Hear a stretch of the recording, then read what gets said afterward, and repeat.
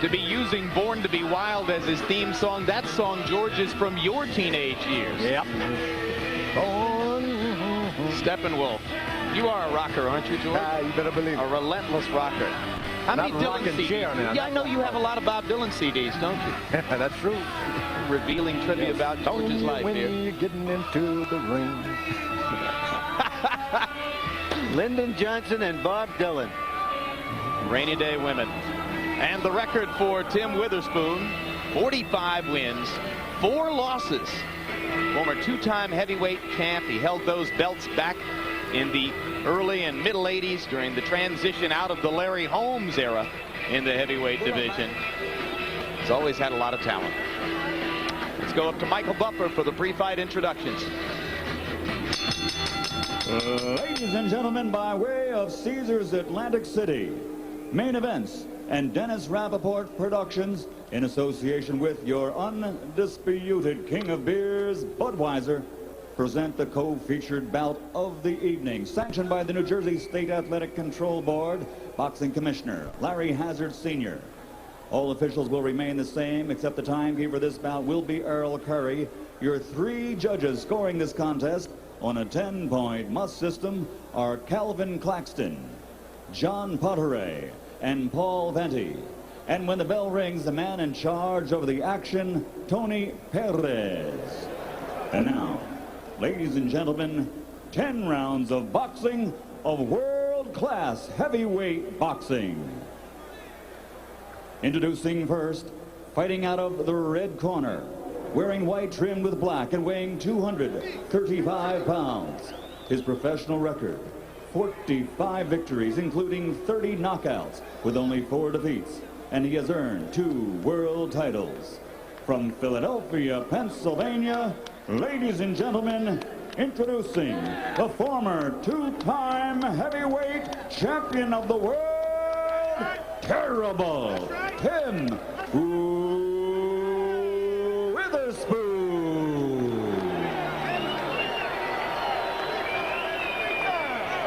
And his opponent across the ring, fighting out of the blue corner, wearing black trimmed with gold. He weighs 239 pounds. In 1988, he captured Olympic gold. And now, as a professional, he has 23 victories, 16 by KO, with 4 defeats and 1 draw, and a world title belt. He fights for the Mark Roberts Worldwide Organization from Newark, New Jersey. Here is the former WBO World Heavyweight Champion, Merciless Ray Mercer.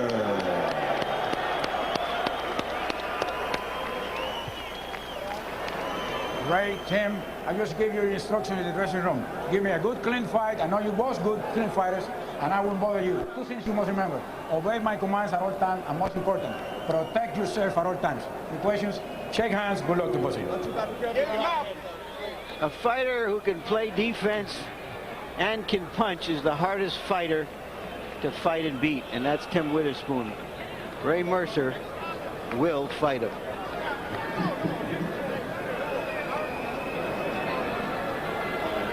Well, George, this should be a commentary festival for you.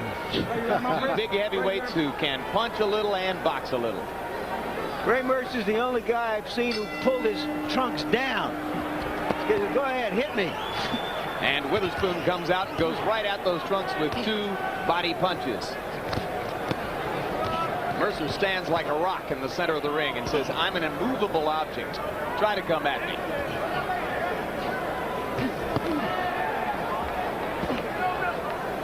Mercer should try to establish himself earlier with a little boxing technique. Witherspoon can have trouble if you box him and be conservative with your energy. Step back and he throws these overhand rights. Stay close. That's it. Witherspoon's overhand right looks a little unorthodox, George. He kind of loops it over the top, but he does generate some power with it, and he loves to go wide with those body shots. Yeah, but you can really counteract that by staying close. He needs room to throw that overhand right, especially when you're leaning on the ropes. He'll step back and then do it.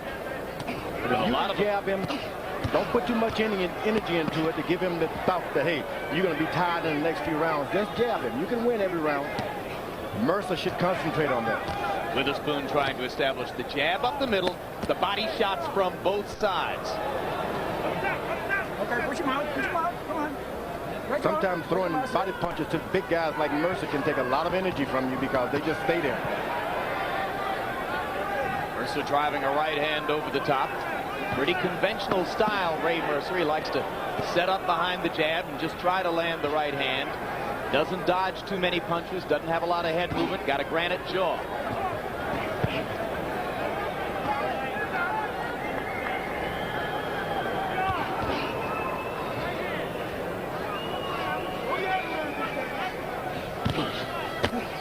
In the wake of Evander Holyfield's victory over Mike Tyson, there's a lot of revisionist history about Holyfield's punching power, and some observers point out, hey, wait a minute, he knocked Mercer down. That should have told us something. No doubt about it. Very good. Mercer can take a good lick and keep ticking.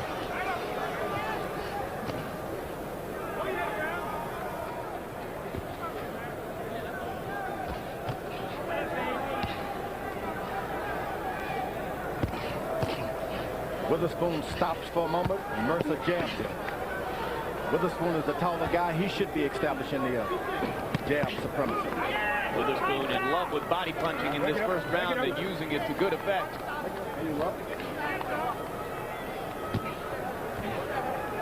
Mercer felt as though with the added weight, 15 pounds gained since he fought Holyfield, he can take body punches a little better.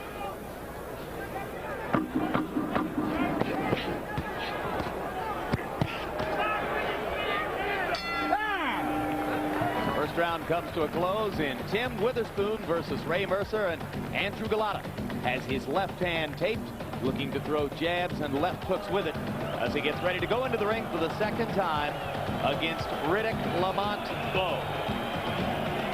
Still to come, our main event and the next bout on the card. Around your body, son. Move your head. Don't just stay up. Don't just stand and wait for him to get off. Move your head a little bit. Okay. Once in a while, you can step back and let him move, use his own legs, and then counter. Okay. Breathe deep.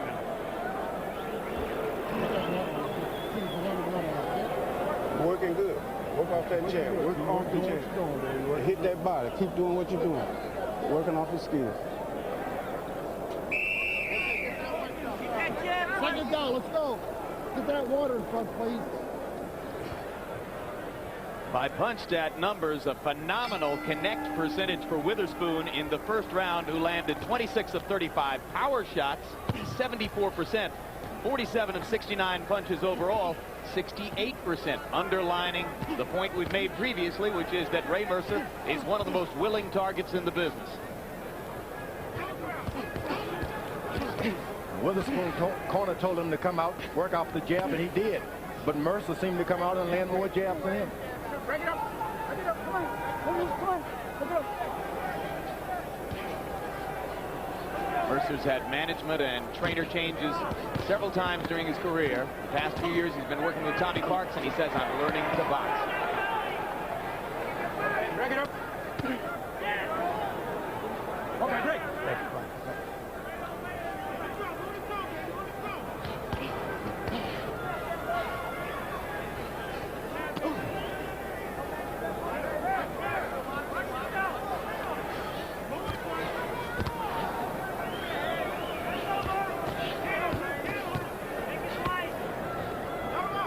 Mercer's established, hey, I'm the one making you move. That's an early advantage for Ray Mercer.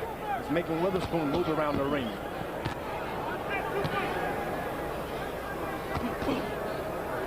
And he's doing by way of an effective jab.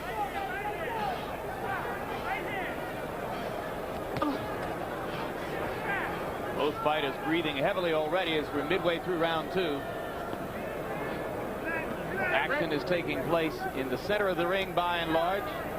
Nobody's been hung up on the ropes yet. Round two of a scheduled 10 in Atlantic City, New Jersey. This is a fast pace for a couple of old war horses. Conditioning will tell the story in the end. Good double left hook by Mercer. The second one landed flush. Good punch, but Mercer is not going to the body at all. To make those punches effective against Witherspoon, he's got to get a left hook every now and then into the body.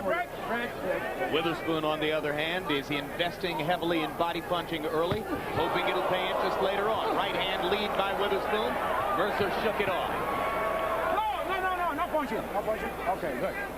He's well advised. Whenever Witherspoon hit him with a hard shot, come back. Whether you get hit or not, come back and hit him back. Veteran referee Tony Perez in there for this one. Perez, the most experienced referee working the card tonight. The man who will do the main event, Eddie Cotton, considerably less experienced at the professional level than Perez, but Eddie Cotton weighs 240 pounds, and that could come in handy when you're trying to move Bo and Galata off of each other. Every pound helps. There you go. Very good.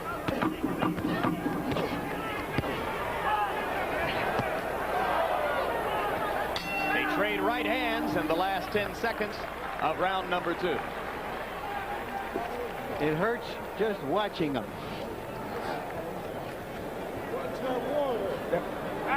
You working nice. You working nice. Keep the jab. And you standing in the range of his jab. That's why he's catching you with the jab. Don't let him just keep hitting you with the jab. You understand? You outbox him and go back to the body, and your openers will come up.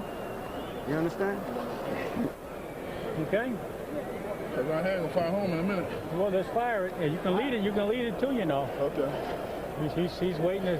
Waiting for your jab to slip and start countering. Let's see these two Polacks jabs. Boom, boom, boom. How'd you like to stand in with these kind of guys, George? I wouldn't like it very much at all. Wouldn't be fun, you don't think? Not at all. I mean, they're not running away from you. No, this is what fighting was meant to be. Would you consider doing it for money, George?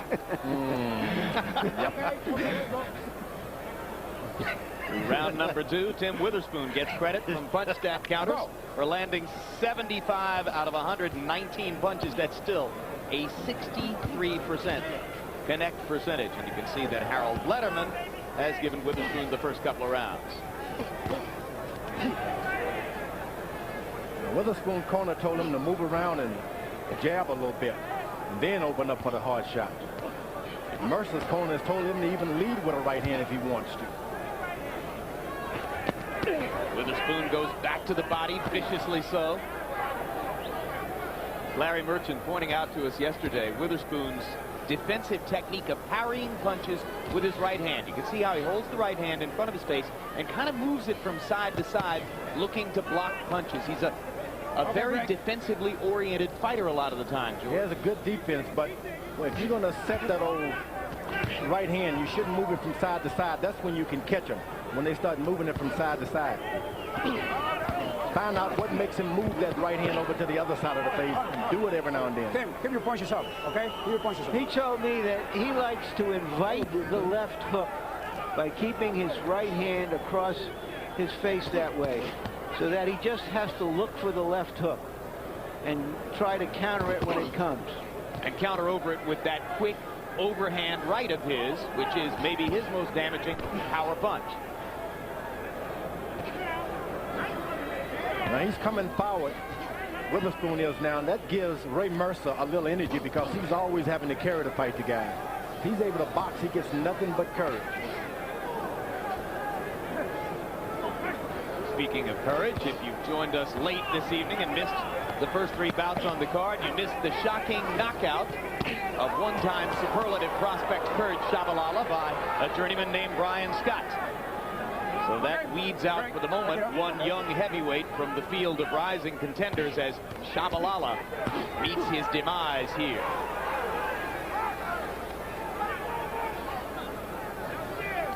All right, break.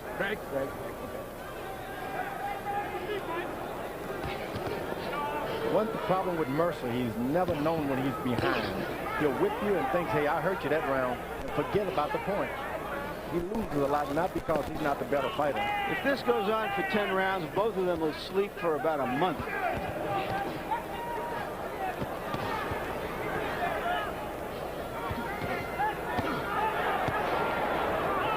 That right hand that he told his corner he was ready to throw is starting to develop for Ray Mercer. Break it up. Looking down the road tonight, we still have the main event yet to come between Riddick Bowe and Andrew Galata. Build up in Atlantic City for the past several days. One of the events leading up to the fight was the weigh-in, and because of Bo's weight circumstances in the first fight, July 11th, there was a lot of anticipation for this. Here's how they looked when they weighed in 2 days ago. Okay, Riddick Bowe, 235 pounds. Hey! In person, he looked gaunt, but on that tape, he looked perfectly fine. 239. Here you see some of the fluctuations in Bo's weight and his fortunes. 235 pounds, Holyfield 1. 246 pounds, Holyfield 2. He lost. 252 pounds, Galata 1. He should have lost. Tonight he's back where he was 4 years ago. What do you think about the way he looks, George? No doubt he'll be able to move his feet this time. Last time he tried to move his head without moving his feet. That extra weight will make you not be able to move. He's in better shape. We should see a lighter, quicker, perhaps more fluid Riddick Bowe in the ring tonight. Through round 3, it's been a jabbing contest to a large degree. They've thrown a total of 221 jabs between them, and both are landing at a reasonably high rate. But Witherspoon has a big edge landing power shots.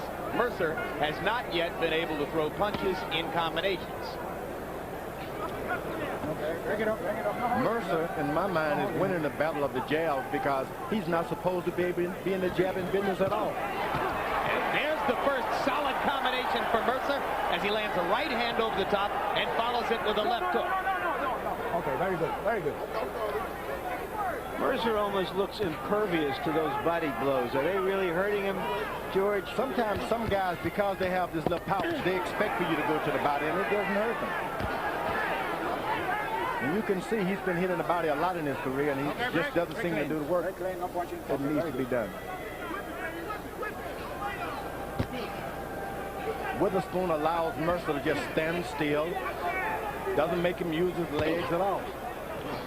We always say with head punches, George, if you can see the punch coming, you got a much better chance to take it and weather it. Is that true with body punches as well?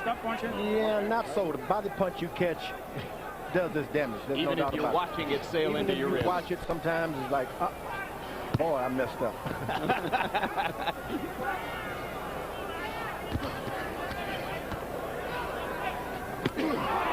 Quick right hand over the top by Witherspoon, and Mercer comes back with an uppercut of his own. Another uppercut.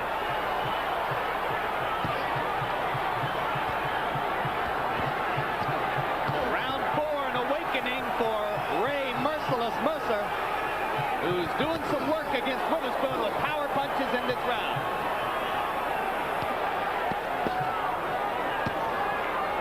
Witherspoon rallies back. Okay, break. Mercer is catching Witherspoon waiting for one good shot, and when he's waiting, he hits him with 2 goods of his own.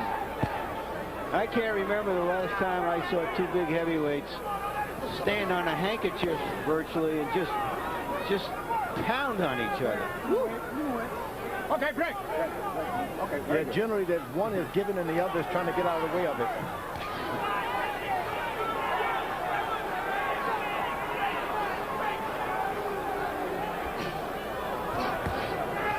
Can you believe Ray Mercer is fainting?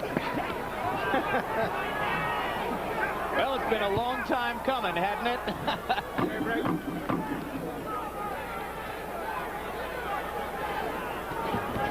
Okay, done.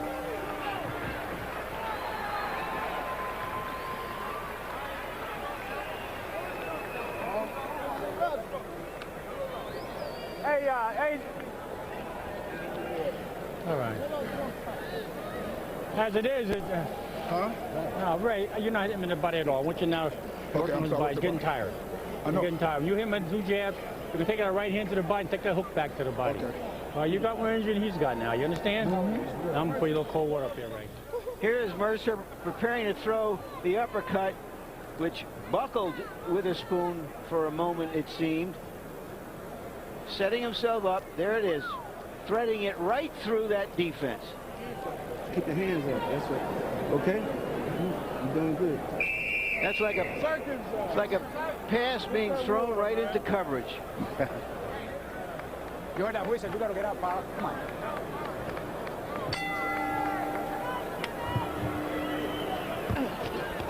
Excellent round for Mercer in round 4. In fact, between the two fighters in the 4th round, both landed more than 60% of their punches. So this is shaping up as a classic slugfest. Quickly, Harold Letterman, how do you see the first 4 rounds? Larry, 39-37, 3 rounds to 1. Terrible, Tim Witherspoon. I thought Ray Mercer was fighting a lackadaisical fight, even though he was trying in the first 2 rounds. But suddenly he opened up in the 4th, and I mean really opened up and punched like he should have been punching. He clearly won that 4th round. He's coming back. We have the same score, Harold, but I wouldn't call what he was doing lackadaisical. I'd find some other word for it. Hard right hand landed by Mercer. Witherspoon counters twice to the body. Then big right hand over the top as he's looking at referee Tony Perez. I used to say, ref, if you won't help me, I've got to help myself. Talking about a feint, George. I think Mercer might have taken a look at the referee when Tim did, and Tim just whacked him. He ambushed him, George. That's exactly what happened. Couple of cagey fighters in there, particularly Witherspoon. Ray Mercer told us yesterday he thinks he has to win the fight by a knockout. He said he thought that the chances were slim he could score a decision over the technically superior Witherspoon. And he's trying to knock out a man who's only been knocked out once previously in his career, that on the night when he really wasn't mentally there for his matchup with Bone Crusher Smith in Madison Square Garden. This is Tim Witherspoon's 18th year as a professional prize fighter. Again, you see the quickness of Witherspoon's right hand when he goes up top. Okay, break.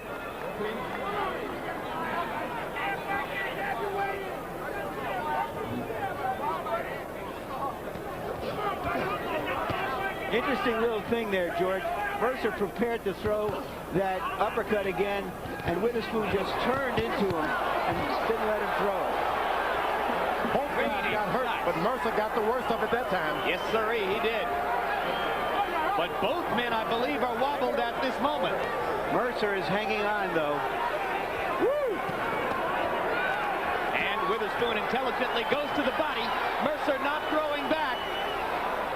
Mercer's been in this position before. He knows that guys will beat on him from time to time. If he can just hold on, they get tired. And Mercer tries to sneak in an uppercut there as Witherspoon steps away.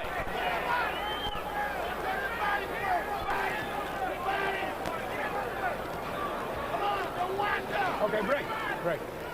Mercer paints Witherspoon with a counter left inside as Tim was stepping in. So Mercer seems to be shaking off the cobwebs now as he uses the ropes to help him, with round 5 coming to a close. No punching. No punching.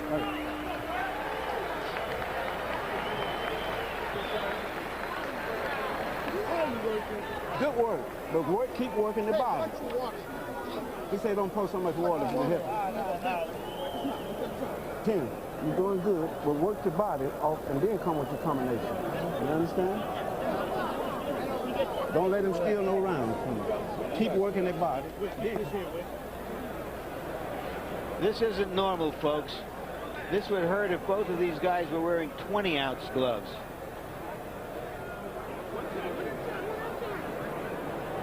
There you see Witherspoon take a look at the referee and then follow through with that really big right hand.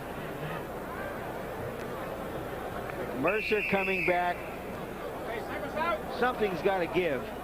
It may be me. Let's go. Well, you're looking at two guys who in the 5th round couldn't miss. I don't think I've ever seen numbers like this before. By punch stat computations in round 5, they both landed over 70% of their punches. They can't miss. Mercer comes back with a jab. Whenever he jabs, Witherspoon seems not to know what to do. And there's the uppercut again inside from Mercer, and he snaps Witherspoon's head back with a left jab. So Ray Mercer has decided to establish himself early in round 6 and let Witherspoon know that he's still there after that big Witherspoon rally in the last minute of the preceding round.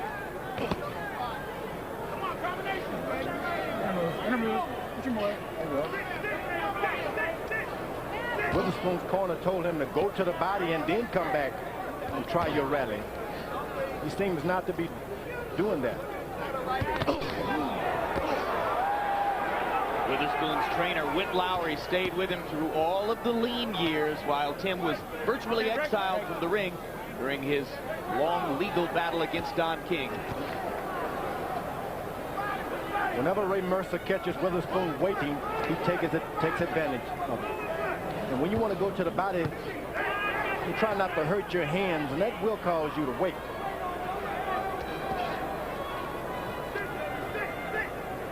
Do body punches hurt your hands more than head punches? You missed the body and hit that elbow, and let me tell you, you pay the price. So Witherspoon is trying to follow directions by going to the body, but those elbows, they can hurt, especially when the guy knows that you're going to do it.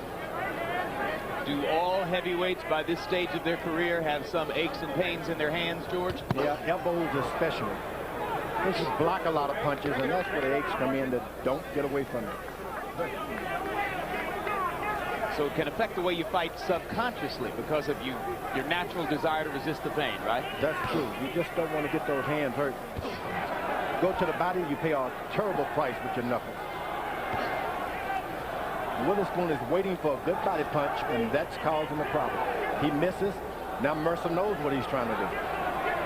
Mercer had a chance to fire that uppercut there, but stepped away instead. No punching. No, nothing there. This is not a debate between two mild political candidates.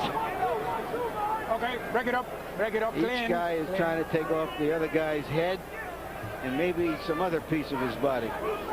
Mercer's at an advantage because he's trying to land on a large amount of punches. Witherspoon is looking for one good shot.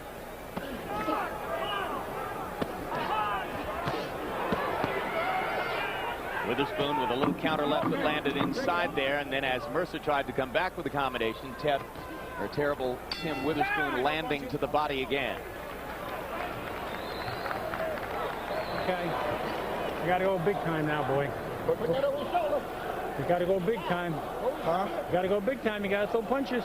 Okay. When he hits you and you hit him back, you hit him back again. Okay. Don't let him finish up, Ray. What? Don't be afraid to hit him around that body either, man. Okay. Come on. Come on, now you hit him, and bam, bam, when you hit him with the right hand, then never came back underneath with the hook. Okay. His arm is a little more water. And still to come, this man, Andrew Galata, in his second chance at stardom. He gave the first chance away when that lunatic series of low blows caused him to be disqualified against Riddick Bowe in the fight he was thoroughly dominating, winning, going away in Madison Square Garden, July 11th. A night of potential redemption for both Galata and Bowe. Round 7 begins. Ray Mercer throwing twice as many jabs as Tim Witherspoon in round number 6, and through these past few rounds, the strategic advantage in the fight seems to be slipping toward Mercer's side of the table. No doubt about it. Mercer's landing the better of the left jab. Witherspoon is a puncher. He's looking for a good overhand right. You wait sometimes, the fight is over before you land it. Mercer is more willing to step back now and use that jab, do a little bit of boxing. I've given him 2 of the last 3 rounds. Good counter left hook there by Tim Witherspoon. Witherspoon is being awful conservative, as though he thinks he may get tired, so he's holding back a lot of the punches he should be. Left uppercut by Witherspoon started a combination, and Mercer answered with 2 hard shots of his own. His corner told him if he hits you, come back not only with 1 shot, but 2 or 3. And he did as much. Idea in boxing is to hit the other guy first and to hit him last. Now, that's a good strategy. That's true. But if you stand there after you've hit a guy, certainly he's going to hit you back. Okay, break it up. Witherspoon lands a good right hand, and he just stays there.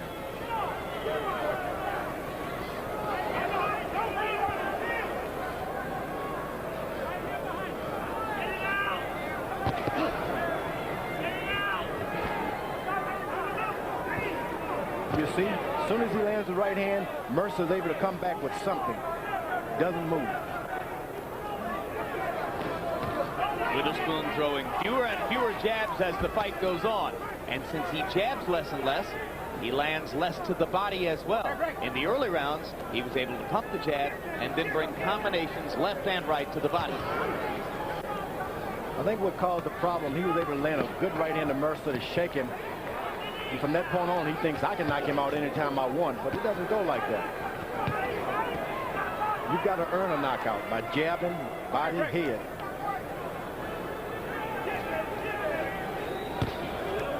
This is heavyweight fighting. That was the best right hand of the night. What a Ray shot. Mercer. Off of a left jab. Well, both guys have proven their ability to take a punch. Witherspoon uses that right hand to cover up, but you got to stay close. You can't do it from afar out to give the guy, it's like a baseball pitcher. He'll come in, and whether you cover it up or not, he'll hurt you. You got to stay close with that defense. Because if you do it from far away, you can't protect everything, and you're making it clear where the target is. That's true. That's true.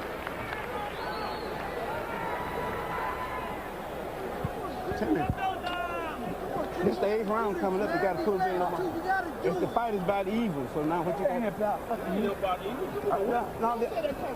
Okay, I just want you to win the next 3 rounds. Okay, win the next 3 rounds. Okay, win the next 3 rounds. Okay? All right? Win the next 3 rounds. Both of them looking to throw hard punches still. Left underdog, left uppercut, and here's the right hand punch that George called the best Mercer punch of the fight. The fight is getting more even. In these kinds of fights, however, Mercer has usually fought just good enough to lose.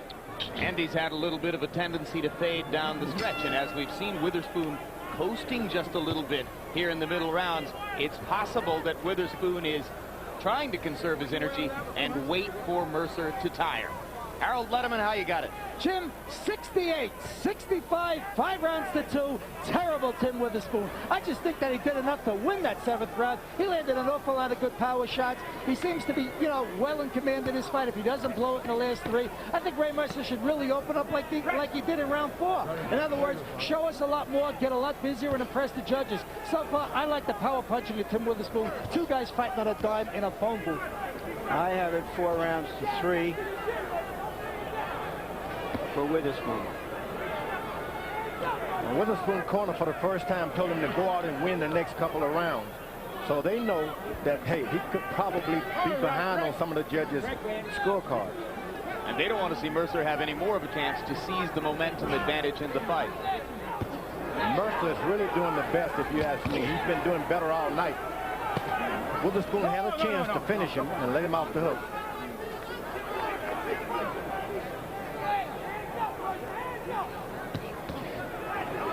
Mercer, the avid fisherman, trying to land the biggest fish of his boxing career here. Mercer is not only punching harder, he's boxing and moving. Showing some footwork for the first time. Yeah, well, wonders never cease. It's truly amazing that those body punches seem to have absolutely no effect on him.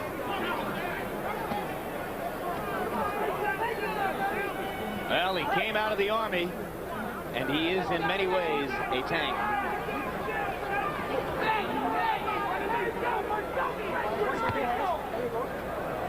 Witherspoon cracking the right hand to the side of Mercer's head. That's what he's been doing all night, cracking the right hand, but never coming back with a good left hook, just depending on one shot every now and then.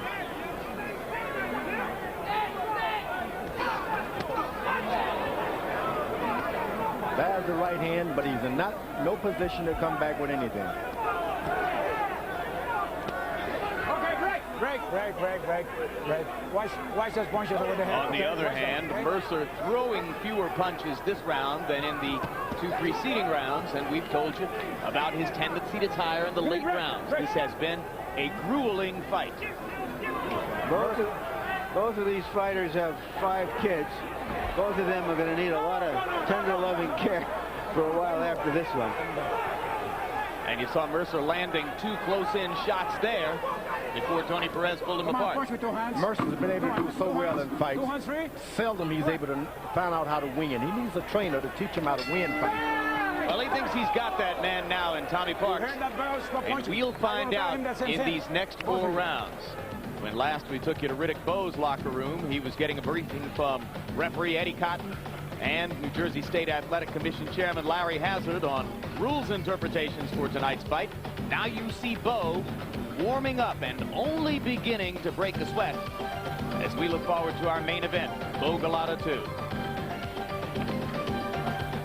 And let me just clarify, I said 4 more rounds of Mercer Witherspoon. That's a reflex, but a wrong one. This bout is scheduled for 10 rounds, not 12, so there are only 2 remaining. Want some more?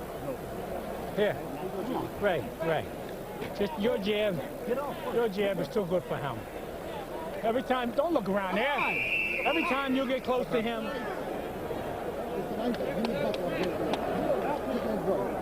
You gotta go, bro.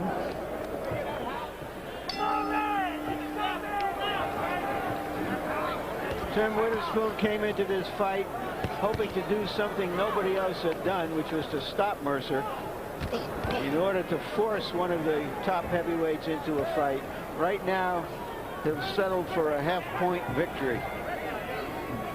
In round 8, by punch-stat numbers, Mercer out-threw and outlanded Witherspoon. You can see that Harold Letterman gave Mercer the round, so the bout gets a little bit closer, at least in terms of the way our scorers are viewing it. Witherspoon should now stop going to the body and try to get this guy out of here. Keep your punches up now.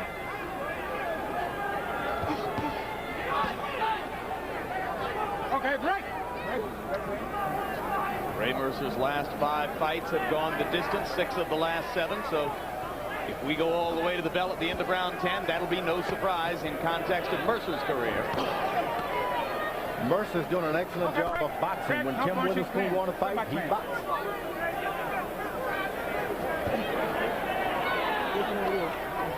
Okay, break. If you're looking across the ring, you can spot Evander Holyfield seated with his good buddy Donald Trump. We expect to have a chance to chat with Evander in the time between now and the main event, Bowe Golota 2.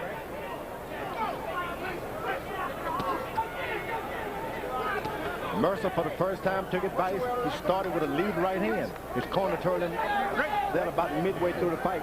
Lead with the right hand. Suddenly, Witherspoon produces a flurry reminiscent of what he was doing in rounds 1 and 2.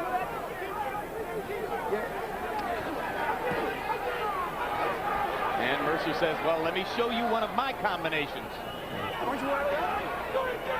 Mercer's doing a better job of throwing combination. Witherspoon throws the right hand and looks. Throws the left hand and looks.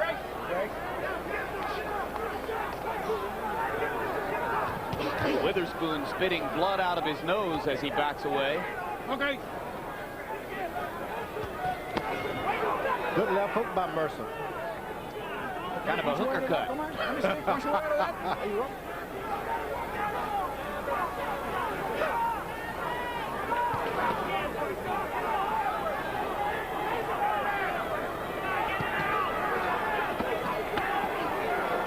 Good connects in there to the body by Witherspoon. Landed 4 punches in a row. Make it 5. Tony Perez says, no, I'm trying to break you up. Don't sneak that right hand over the top.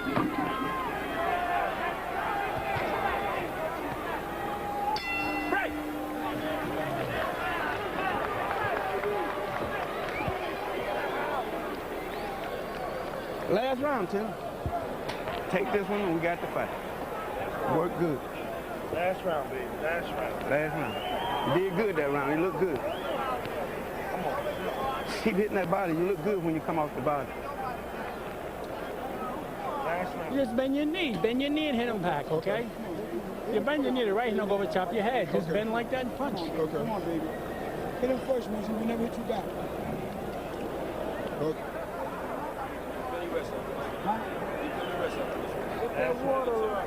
Stay tight, baby. Punch the entire round. Punch the entire round, you're right. If you don't, he'll take over like that one. An interesting comment in Witherspoon's corner, I thought, George. Someone said, keep punching the body, it looks good. Very often body punches are ignored, but these big swings that chopping at the body are so clear and graphic that Witherspoon probably is getting credit for them. Probably. Harold, quickly your score as we go into the final round. Larry, 87-84, 6 rounds to 3. Terrible, Tim Witherspoon. Somehow or another, I just get turned off by a guy laying all over another guy. And in the last couple of rounds, Ray Mercer's laying all over him. Break it up. I have it 5 rounds to 4 for Witherspoon. Well, Mercer's opening up again now. No time to kill. Round 10. Round, fellows. Time to play whatever hand you've got. And both fighters have come out a little bit more aggressively here in the final stanza. So that watch your head, both of you. Watch your heads, okay?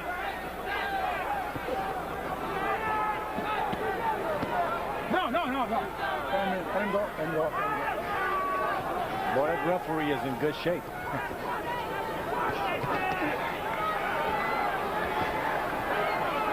Looks like two NFL linemen lumbering down the field.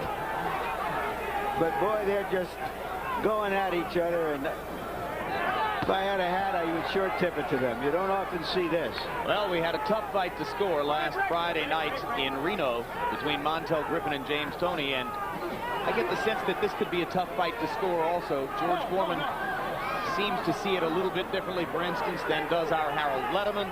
3 judges at ringside trying to figure out who's gotten the better of whom in a pitched battle between Ray Mercer and Tim Witherspoon. With a lot at stake, the winner can look forward to at least another big paycheck or 2 in the heavyweight division.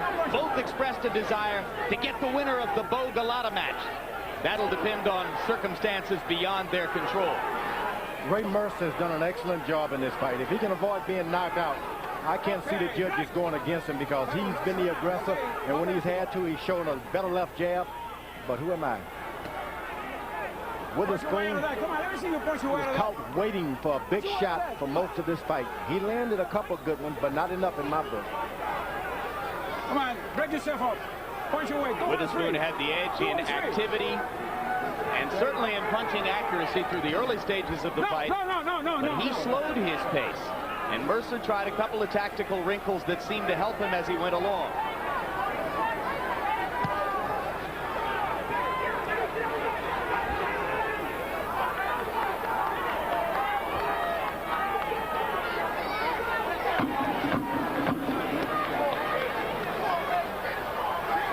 For the 7th time in his last 8 fights, Ray Mercer goes all the way to the final bell.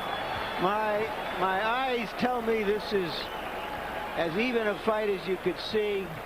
I'd be very happy with a draw, and maybe everybody else would. I would too. Well, history tells you that Ray Mercer loses a close decision. Yeah, my scorecard gives it to Witherspoon by a tick. Let's see if history is borne out here. Hey, okay, I'll tell you later. Let me tell you something. Come here. I know I have scared into that. And let's take a look at a final punch stat profile of what happened in the ring. Our independent punch counters from CompuBox finding Witherspoon landing 25 more blows. The edge was all in power punches because Mercer landed more jabs. Mercer throwing 57 more punches. They both landed at a high percentage. Mercer's edge in jabs accelerated as the fight went on. He threw more, landed more. They both landed at a very high percentage. Like I said, George, pretty tough fight to score. I wouldn't want to be a judge, no doubt about it, not in this fight, because they were both good fighters. They both gave a good show. And they both did their thing. I mean, Mercer showed you some resolute will, some power punching, a little of his newfound boxing skill late in his career. Witherspoon showed you that unorthodox style, his willingness to go to the body, the sneaky overhand right, his ability to counterpunch. So there was something there to be said for both guys. Both guys did well as far as I'm concerned. Witherspoon looked great. And, of course, Mercer did great. All right. To settle the suspense, let's go up to Michael Buffer for the official decision. Ladies and gentlemen, courtesy of Caesars Atlantic City, we go to the scorecards. Paul Venti scores the bout 97-93. Calvin Claxton scores it 97-91. And Joseph Pasquale scores the bout 97-93 for the winner by unanimous decision, Merciless Ray Mercer.